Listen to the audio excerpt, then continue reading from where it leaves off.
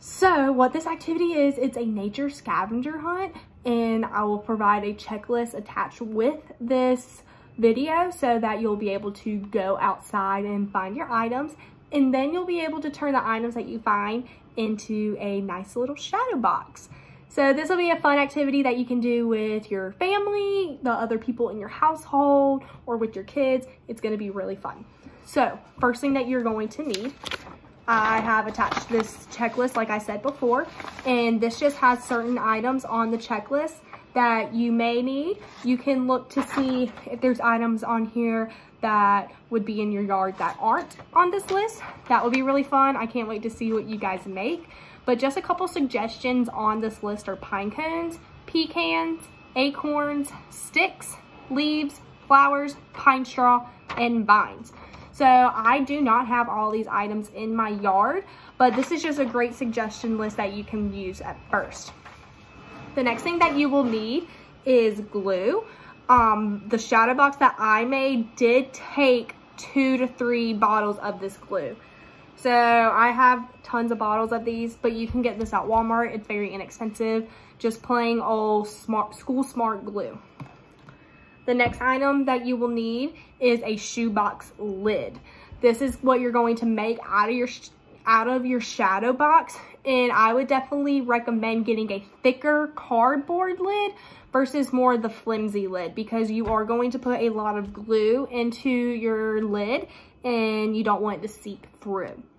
The next items that you will need are the items that you find from your scavenger hunt. I will post another attachment on this of what you can, or what my items are that I found. And then the last item that you're going to need, this one's optional. You do not need this one, but if you have it and want to use it, then go right on ahead. So this optional item is paint. This is just gonna help give your box some color, and it's gonna make it really fun. Alrighty, so I'm gonna show you guys how to make your shadow box. Alrighty guys, so these are the items that I have picked out. Now, I obviously have a bunch. You are not going to need this much. This is just kind of what my dad had saved for me to pick out because he was cleaning the yard earlier today. So what I have some greenery right here. I got some sticks. I picked up some rose petals that had fallen off of my bush. I don't recommend picking them off the actual bush. Whoever is in charge of the landscaping might be upset about that. And then I have some pine cones. But like I said, obviously you're not going to need all this amount of items. This is just what I had just ended up picking up. Alrighty, so those are the items that I picked out. So you're going to first go outside and do your scavenger hunt and collect your items. Pick whatever you like, and you can come back inside, or you can do this activity outside on a picnic table. I would say if you're doing it inside or on any type of surface that you do like, to maybe put down some paper towels first, or some kind of newspaper so that it doesn't mess up your table. Alright, so once you finish your scavenger hunt, you're going to come inside or wherever you're at, and you're going to take your shoebox lid. And you're going to lay it down, and I'll position this so you can see it a little bit better. Okay, so you're going to take your shoebox lid and your glue, and I unscrewed the lid on it because it's just going to make it a lot easier. And you're going to pour your glue all in your shoebox lid. And you're going to want to do this until there is about a 1/4 inch thick of glue, like sitting in your shoebox. So that basically, for this shoebox size, it just took this whole bottle of glue. And I'll show you guys what that looks like with it being covered. Alrighty, so this is what my shoebox looks like after I covered it in glue. So as you can see, there is a bit of a thicker layer of glue in there. That is what you're going to want. You're going to want to make sure that it completely coats the lid and that there is about a 1/4 inch thick of glue sitting in there. Alrighty guys, so now that you have your shoebox lid coated in glue, you're going to start placing the items that you found in your scavenger hunt onto and in the glue. So I'm going to take this nice little rose petal and I'm going to place it in here.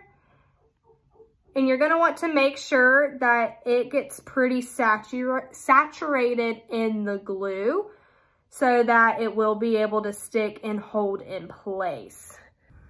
Alrighty guys, so this is what I have decided to place into my shadow box.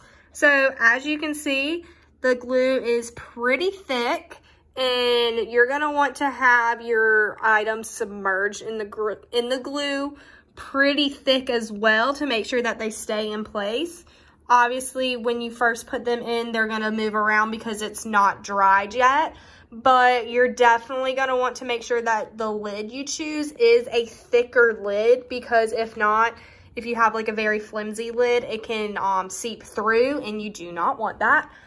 So now that we have all of our items placed, you're just going to let it sit for a couple minutes, make sure that it gets stable, and I will come back and show you the last optional step.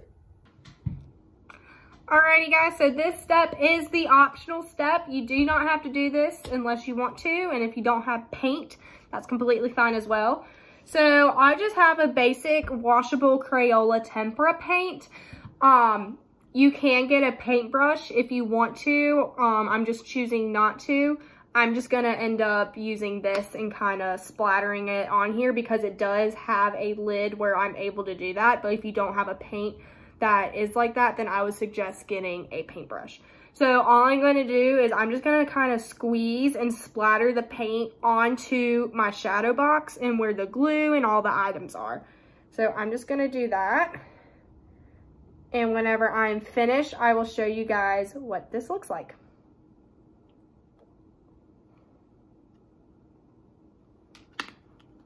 All right, so I have splattered my paint into the shadow box. So this just helps to give it some color and just some more dimensions. All right, guys, so your shadow box is complete now. The last thing you're going to want to do is take this outside, and definitely try and make sure you do this on a dry day, and you're gonna let it dry. It will take a couple hours to a day or so to dry. So make sure it's in a safe place, and happy scavenger hunting.